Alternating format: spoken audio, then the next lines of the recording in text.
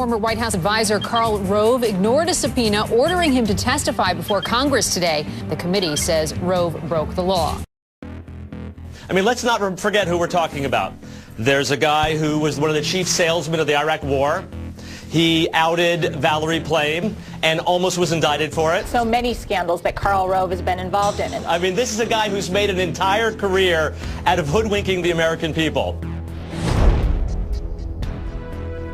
Former Alabama Governor Don Siegelman was a rare breed, a popular Democratic governor in a red state. But while he was governor, the U.S. Department of Justice launched multiple investigations that went on year after year.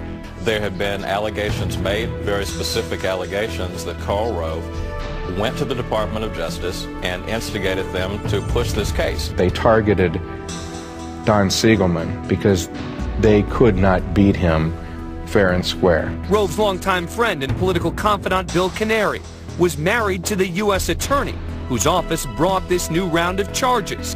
Now, a Republican lawyer from Alabama, Jill Simpson, has come forward to claim that the Siegelman prosecution was part of a 5-year secret campaign to ruin the governor. She had heard leading Alabama Republicans talk of Rove's involvement in the case. 52 former state attorneys general, Democrats and Republicans chimed in, demanding that Congress investigate. But to be clear, you did not contact the Justice Department about this case? I read about, I'm going to simply say what I've said before, which is I found out about Don Siegelman's investigation and indictment by reading about it in the newspaper. But that's not a denial.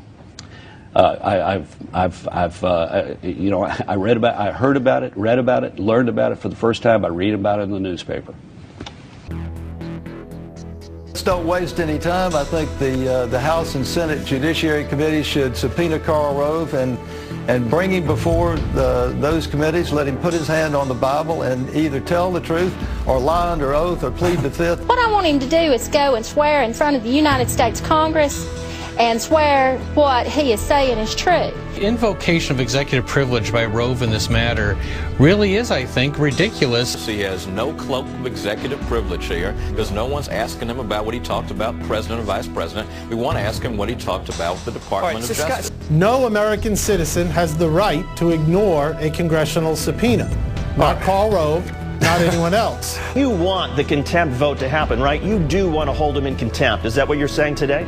Absolutely, absolutely. And if he refuses to honor the subpoena, then the full House of Representatives must hold Mr. Rove in contempt of Congress. Anybody who scoffs at the law and has committed an offense that is punishable by jail time should be put in jail.